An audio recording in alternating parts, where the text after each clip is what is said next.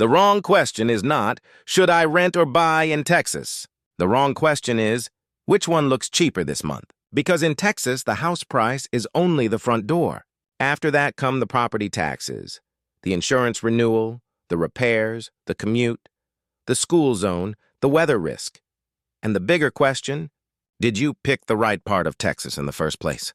So if you are asking whether you should rent or buy in Texas in 2026, the better question is this: how long can you afford to be wrong about the place? This is not personal financial advice. It is a decision lens. By the end, you should have a clearer sense of whether you are in a buy now situation, a rent and learn situation, or a wait until the numbers are clearer situation. Start with the number people usually compare first: rent versus the monthly cost of buying. That comparison matters, but it can also fool you.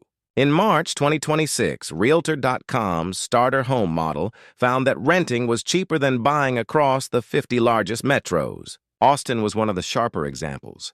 The model put buying a starter home around $3,080 a month.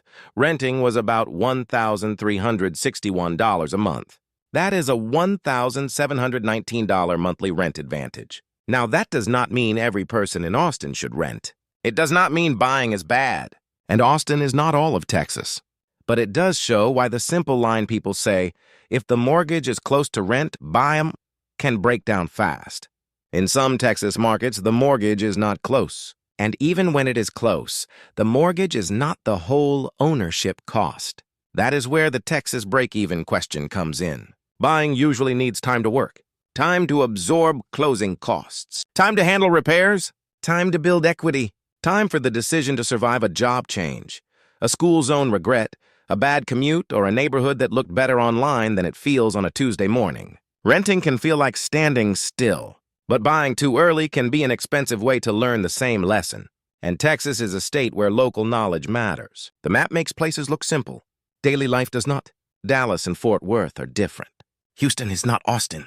San Antonio has a different rhythm from the fast-growing suburbs north of Dallas. A house that looks affordable on a listing may sit in a commute pattern, tax district, flood risk area, or insurance situation that changes the whole story. That is why the first test is not whether you like the idea of owning. It is whether you are staying long enough and whether you know the place well enough for ownership to beat flexibility. Now, Texas does have one real advantage that gets talked about constantly: no state income tax. That is true. It matters. But it does not finish the math. The Tax Foundation lists Texas with no individual income tax. It also lists Texas with a 1.40% effective property tax rate on owner-occupied housing value. That number is statewide. Your actual bill depends on the county, school district, appraisal, exemptions, and local rates. But the plain meaning is simple. Texas does not erase taxes. It shifts where many homeowners feel them. That is the part newcomers sometimes miss.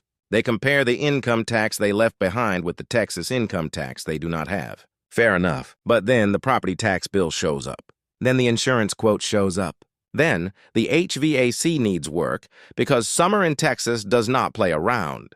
That does not make Texas a bad place to buy. It just means no state income tax is not the same thing as cheap ownership.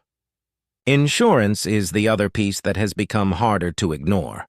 According to the Dallas Fed, the median Texas homeowner paid 60% more for home insurance in 2024 than in 2019. Nationally, the increase was 30%.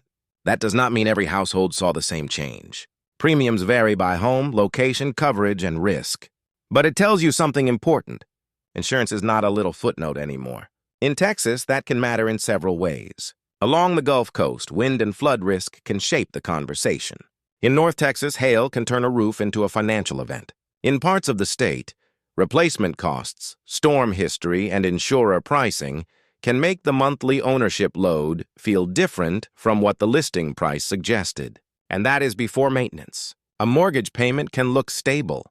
A house is not always stable. Roofs age, foundations move. Water heaters quit. Air conditioners work hard. Fences do not fix themselves after a storm. If you buy with no cushion, the first major repair can make the smart decision feel tight very quickly. So the ownership question is not just, can I qualify? It is, can I carry the house when the house starts acting like a house? That is where renting deserves a fair hearing. There is a kind of pressure around buying, especially in a state like Texas. Owning land, owning a house, putting down roots, that is part of the emotional story here. A lot of people want that, and there's nothing wrong with wanting it. But renting is not automatically failure. In 2026, in several Texas markets, it may be buying time. Homes.com reported that in March 2026, year-over-year rents were down in Austin, San Antonio, Dallas-Fort Worth, and Houston.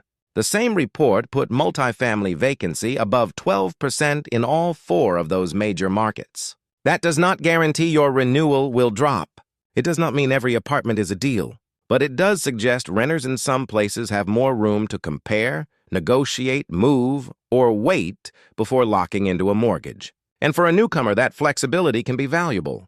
Renting for a year can teach you what the internet cannot. It can teach you whether the commute is wearing you down, whether the school zone matters more than you thought, whether Houston humidity, Austin prices, DFW sprawl, San Antonio distance, or Gulf Coast storm risk fits your actual life.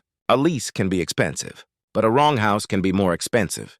That is why rent and learn may be a smart category for people who are new to Texas, changing jobs, unsure about schools, choosing between metros, or still figuring out whether they want city life, suburban space, or a quieter town outside the main growth corridors. But renting is not automatically the answer either. The buying side has changed too.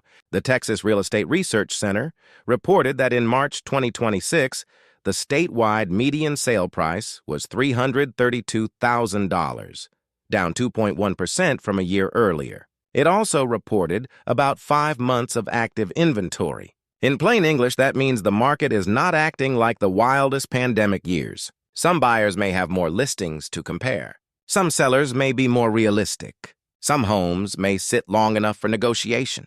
That matters. If you are staying for the long haul, know the area, have stable income, understand the tax and insurance load, and still have cushion after closing, buying can still make sense. Especially if you are not trying to win a short-term bet.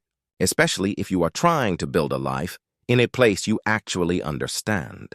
The key word is local. Texas is not one housing market. Even inside one metro, the answer can change, from the central city to the outer suburbs. It can change from one school district to another, from one flood map to another, from one commute direction to another. Austin is a good example of how different the local story can get. Trurk reported Austin price softness around early 2026, including March median seller price cuts of $25,000, or 5.4% off the original list price. That does not mean Austin is suddenly cheap.